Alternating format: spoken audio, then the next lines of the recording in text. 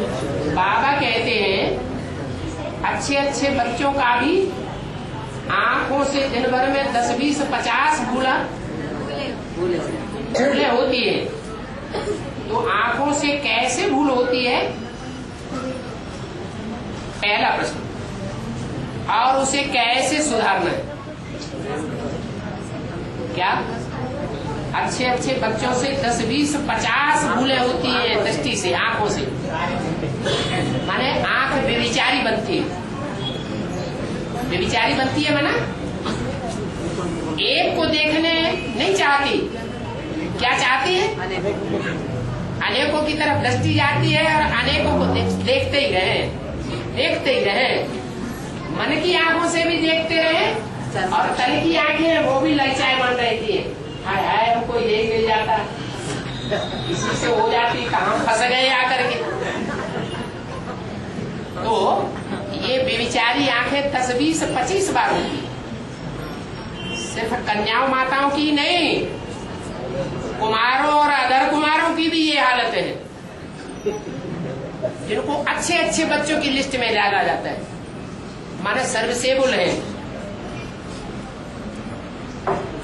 तो समझ में तो आ गया होगा कि आंखें कैसे ललचायमान होती है, बेविचारी बनती है। आंखों से भूल होती है या नहीं होती है?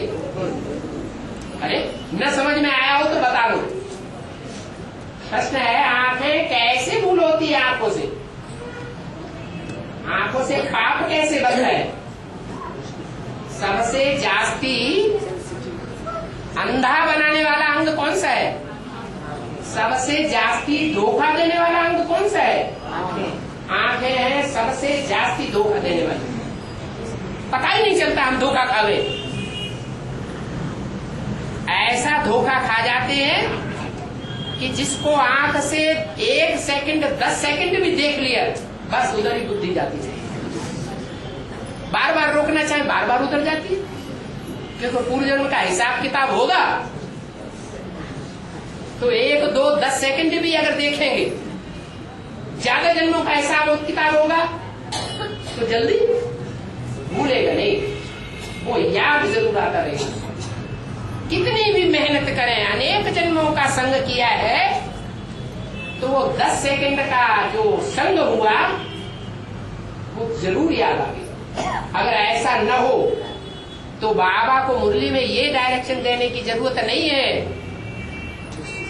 कि जिससे लगाव लग जाए उसका तो मुंह भी नहीं देखना चाहिए। ये डायरेक्शन क्यों दिया बाबा ने? नहीं,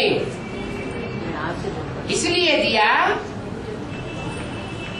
कि 10 सेकंड जिसको देखा है ब्राह्मण जीवन में सिर्फ एक बार और वो लगातार याद आ रहा है, अगर उसको दोबारा फिर देख लिया तो क्या हो जाएगा? वो अटैचमेंट और पक्का हो जाएगा। क्योंकि श्रीमत की बरखिलाफी की। श्रीमत क्या है? क्या श्रीमत है? जिससे लगाव लग जाए, जिससे अटैचमेंट हो जाए, उसका मुंह भी नहीं देखना चाहिए। मुंह देखेंगे तो आंखें जरूर देखने में आ जाएंगी और आंखें फिर धोखा दे देंगी।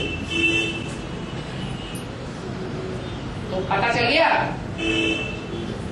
कि आंखों से 10, 20, 50 बार भूलें कैसे होती हैं। आंखों कहते हैं ना, सर्विंद्रिया नाम नयन प्रधान है।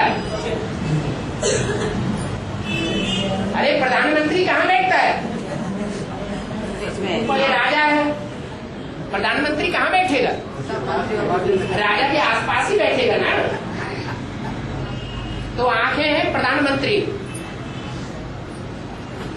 अगर धोखा देने पे आ जाए तो ये जितना धोखा राजा को दे सकते हैं उतना और कोई व्यक्ति धोखेबाज नहीं बनेगा। तो एक प्रश्न का समाधान हो गया। क्या? आंखें धोखा कैसे देती है 10, 20, 50 बार?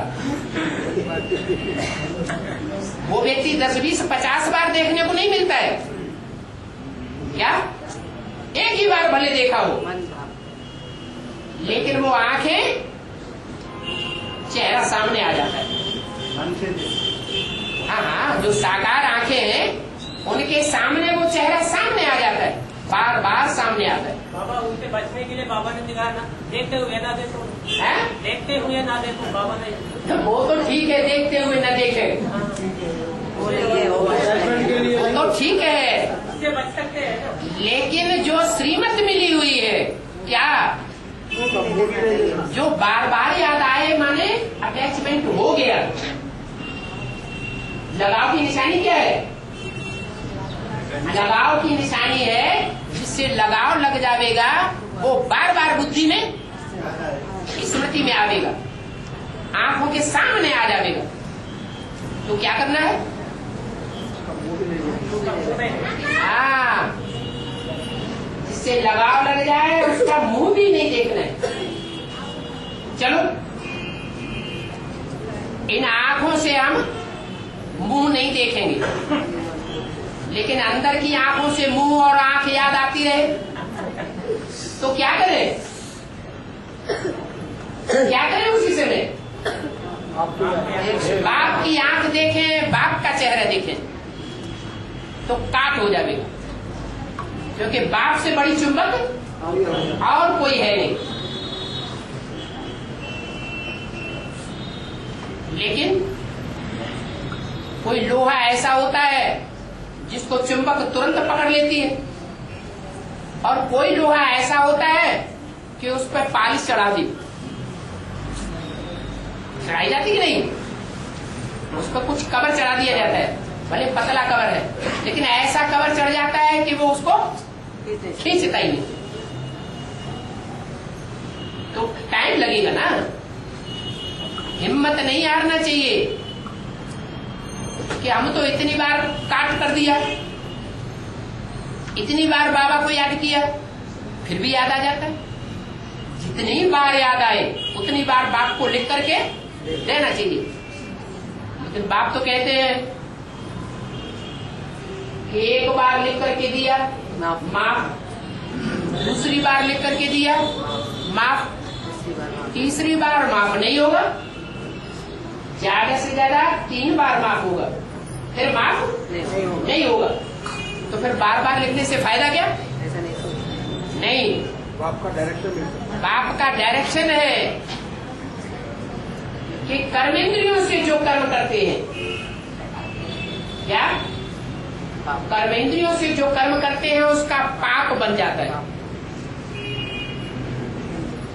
अगर मन के अंदर संकल्प आया तो उससे पाप नहीं बनता है। तो भल मन में बार बार वो चेहरा और आंखें याद आती है, लेकिन सच्चे दिल से बाप को अपने संकल्पों तक पोता मेल देते रहे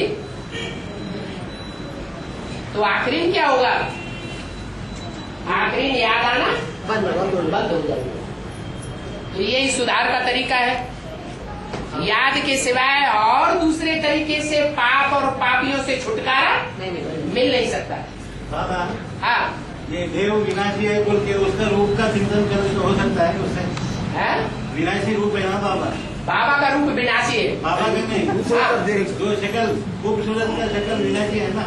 हाँ, वो तो सभी जानते हैं। ये आदि माम का पुतला है बोल के इसका ऐसा वो चिंतन तो सभी जानते हैं कि जो भी रूप है इस दुनिया में बाप के अलावा जो भी हम इन आंखों से देखते हैं वो सब विनाशी है, सब विनाशी है। इसमें तो कोई नई बात नहीं। अड्डी मांस का पुतला समझने से विचार नया याद नहीं आएगा।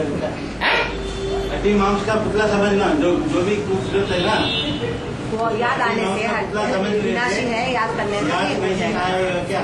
सिर्फ बाबा को याद करने से होगा, या तो ऐसा समझना चाहिए सारा विनाशी है, ऐसा समझना चाहिए। देवभान होगा तो विनाशी मालूम ही नहीं पड़ता है। नहीं पड़ता। देवभान होगा तभी तो देह वाला याद आएगा। अपने को आत्मा समझ करके जो पक्का बैठ गया उसको देहधारी याद क्यों आएगा?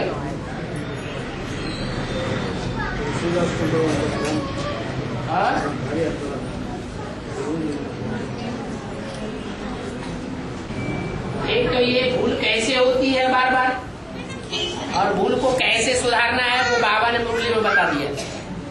अपने को आत्मा समझ आपको याद करो। बार बार भूलता है, बार बार बाबा याद करो। दूसरा कोई तरीका नहीं। ये पाप और पापियों से छुटकारा पाने का नहीं है। पापी पीछे पड़ गया ना कोई, तो पापी से छुटकारा कैसे मिले? हिसाब किताब तो हमने जोड़ा या कोई दूसरे ने जोड़ा? हमने जोड़ा।